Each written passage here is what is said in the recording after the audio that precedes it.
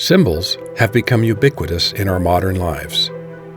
Modern symbols are used as visual communicators for computers, signs, trademarks, and commerce. As you can probably imagine, today's symbols aren't a new invention. From the prehistoric symbols made by the Cro-Magnon people in France and Spain, to the early record-keeping symbols of the Sumerians of Mesopotamia, these people used symbols to preserve a thought or tell a story. These early symbols are what we call today pictographs. The function of a pictograph is to communicate an idea or story, and as these ancient societies evolved, their pictographs became more complex. Another term used to describe these prehistoric symbols is petroglyphs. The only difference is the word petroglyph means carved into stone, which describes the medium. Pictograms were not only used in the ancient world, we see them very often in today's world. Pictographs are used on signs to show where an airport is located. They are also used to show where public transportation is. If you are shopping, you might see pictograms such as those to show where an escalator or stairs might be. Pictograms are also used to communicate rules such as do not enter or do not park, and they are also used to show caution or danger. Another category is called ideograms. An ideogram represents a complete idea or concept. We have probably all seen the slippery floor ideogram. There are no words necessary. Most people will know what this means. Most people will also know what this means. This area or location is wheelchair accessible. Probably one of the most recognized ideograms is the red circle with a line through it. This is so universal that almost any pictogram or ideogram can be put inside of it. And of course, this list wouldn't be complete without mentioning emojis. Nowadays, most people have a smartphone capable of texting and sending emojis. Who hasn't ever sent a happy face or sad face or a heart? These are the top 10 emojis for 2021 as measured by Emojipedia. The loudly crying face was the #1 emoji used. There's probably some meaning about society behind the loudly crying face as being #1, but we won't dive into that in this video. Today's term, symbol, which is the same in both German and English, comes from the Greek symbolon and meant identification mark. In ancient Greece, symbols were used among friends, relatives, and family members as an identification mark.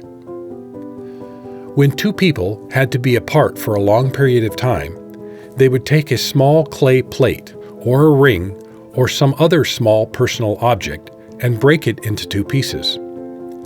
Each person would take half, and these two pieces symbolized their connection. If, after many years or even decades of being apart, when they met again, they could join together the two pieces and thereby confirming the identity of the other person.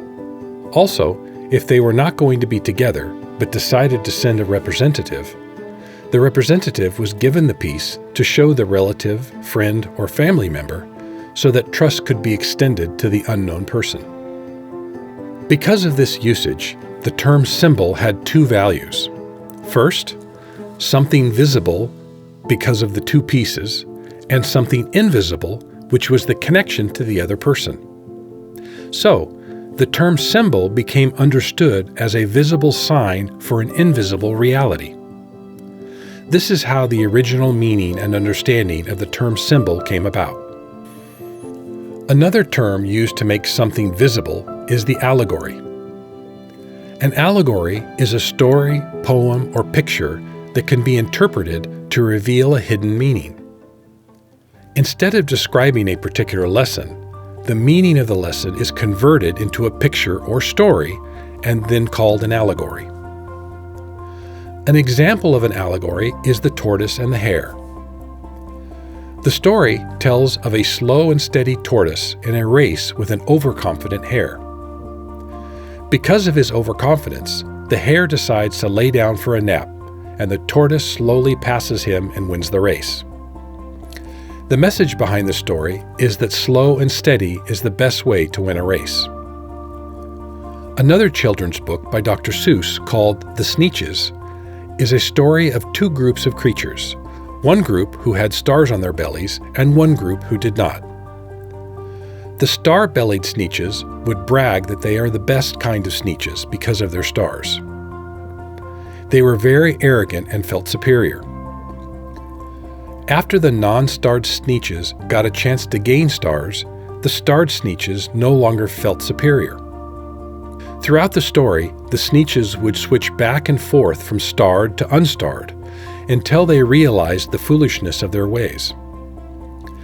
This allegorical story explores the stupidity of racism and divisive feelings and shows how costly prejudice can be. Both the tortoise and the hare and the Sneetches are both examples of allegorical stories. So, we have talked about symbols and allegories. So you might wonder, what's the difference between a symbol and an allegory? An allegory is a narrative or visual representation in which a character, place, or event can be interpreted to represent a hidden meaning. This means that the story or event can only be understood through a series of interpretive steps by putting the individual pictures or events together to form the idea as a whole. So an allegory is interpreted from the different pictures or events. A symbol represents something unique and complete. A symbol is not divided into individual values that need to be put together.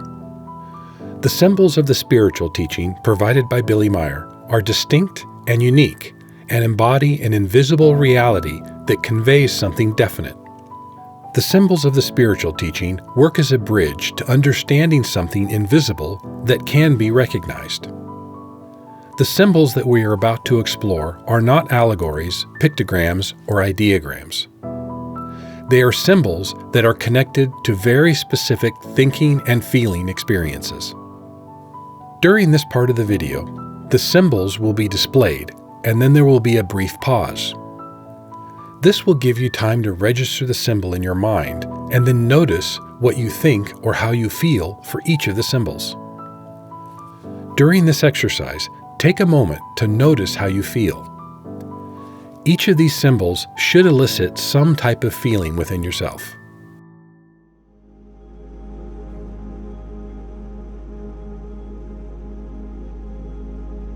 This is the symbol for nature.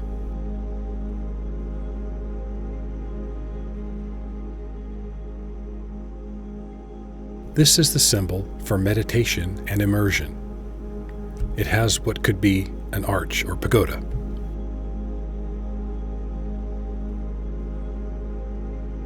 This is the symbol for confusion, some jumbled lines without order.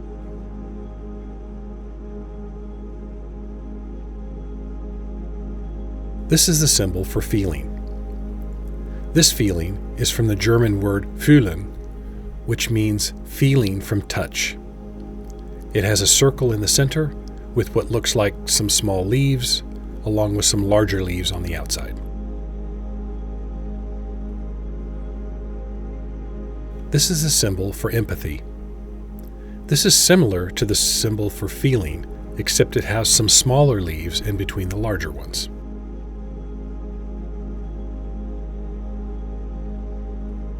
This is the symbol for the material consciousness. Notice that it has a single circle with a dot in the center.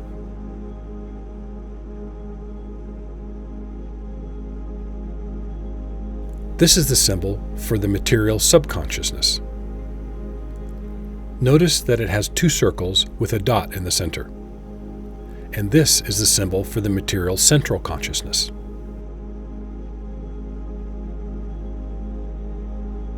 If you want to know more about the material consciousness, you can click the link at the top of the screen to see Consciousness, How Does It Work Part 1, or view the video later in the Billy Meier Books YouTube video library.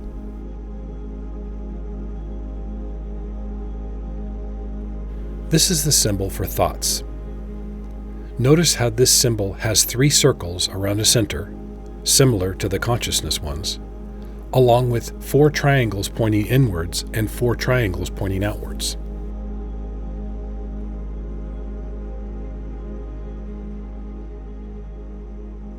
This is the symbol for freedom.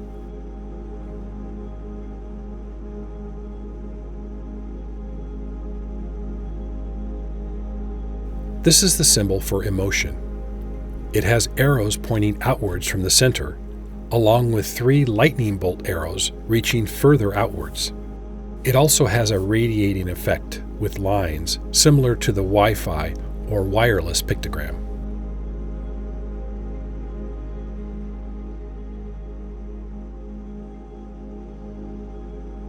This is the symbol for birth. It has 3 circles, a common theme. In the center circle, it has 3 waves, each with 7 peaks, and it has lines pointing outwards towards 14 smaller circles, and it also has 14 thicker half circles around the larger middle circle.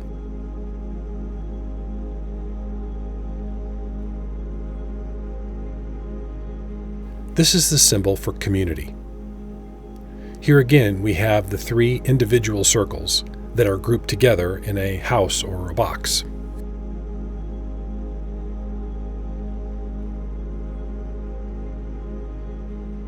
This is the symbol for honesty.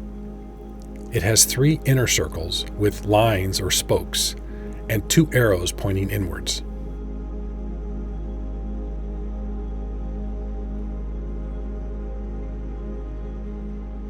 This is the symbol for personality. There are 2 inner circles with 4 large diamond structures piercing the first circle and pointing towards the inner, and has 4 arms that seem like they are blocking the outside.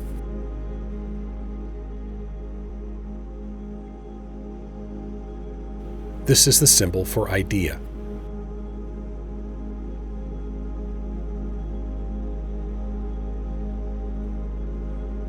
This is the symbol for forgiveness. This symbol has a very thick inner wall, along with lines showing a radiating outwards, and 7 large diamond structures pointing inwards.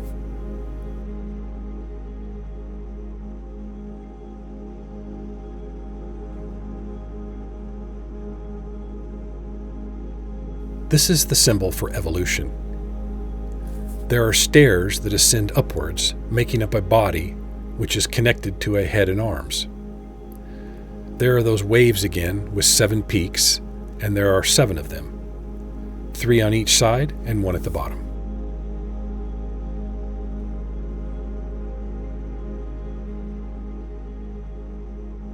This is the symbol for human being. You can see a torso, head, and 2 arms.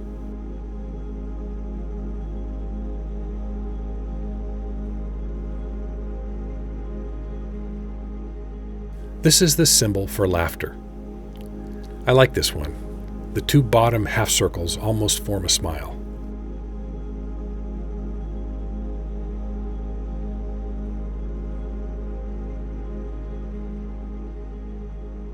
This is the symbol for love. There is a center circle with 2 connected rings, a wave with 3 peaks, and an arrow pointing up. On either side are 2 half circles with arrows pointing inwards.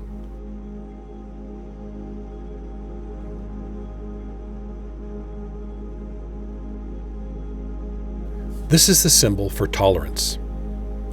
This has 3 wheels, each with a different number of spokes, and they are touching each other. The lines appear to show a vibration or friction between the wheels.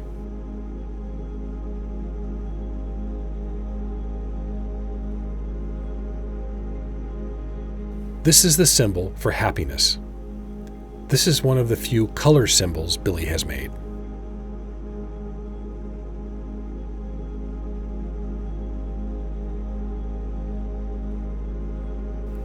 This is the symbol for discipline.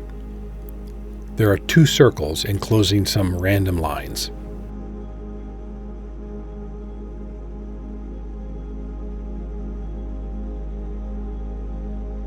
This is the symbol for depression. It has lines or arcs that are flowing inwards. It also has 4 thick walls around the outside. Now we move into some of the more powerful symbols representing feelings or emotions. Remember, see what you notice inside yourself when these symbols are displayed. See if you can notice or recognize what feelings arise inside of you.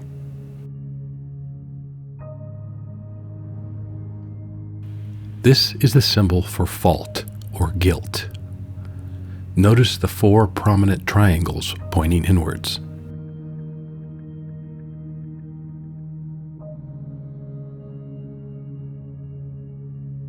This is the symbol for intrigue. There's a lightning bolt in the center with many arrows pointing inwards.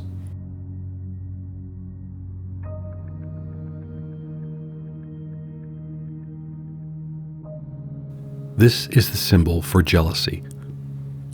Notice again the lightning bolts at the base with arrows pointing up.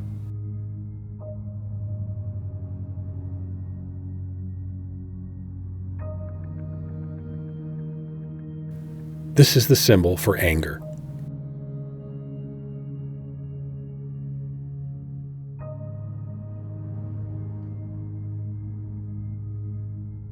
This is the symbol for killing. It has a strike you down type of feeling.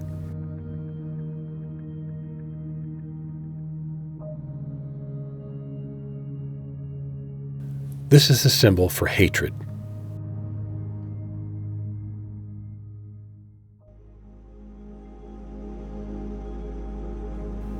This is the symbol for life. It's similar to a leaf or a tree with its branches growing upwards.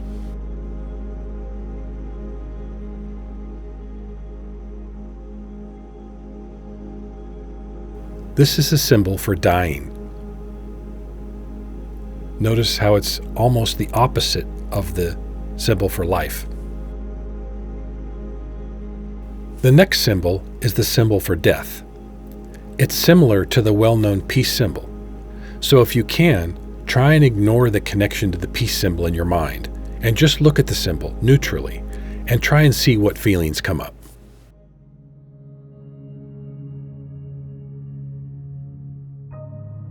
This is the symbol for death.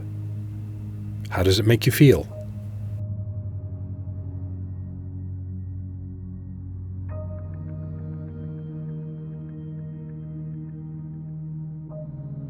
This is the symbol for unpeace or non-peaceful. It has the familiar lightning bolts coming up from the ground, leading to the death symbol.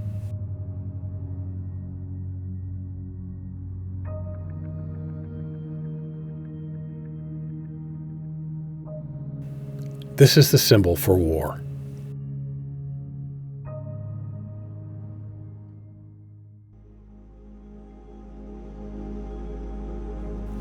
This is the symbol for the tree of life. And this is the symbol for existence. Both of these symbols have the same qualities as the symbol for life.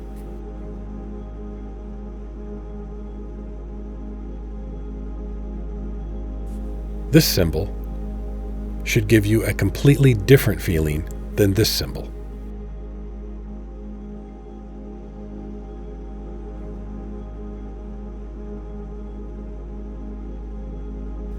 This is the symbol for peace. This is another one of the colored symbols Billy has made. Notice the growth from the ground, the symbol of existence in the middle, a balance between 2 circles, and the many leaves or stalks growing from all of this.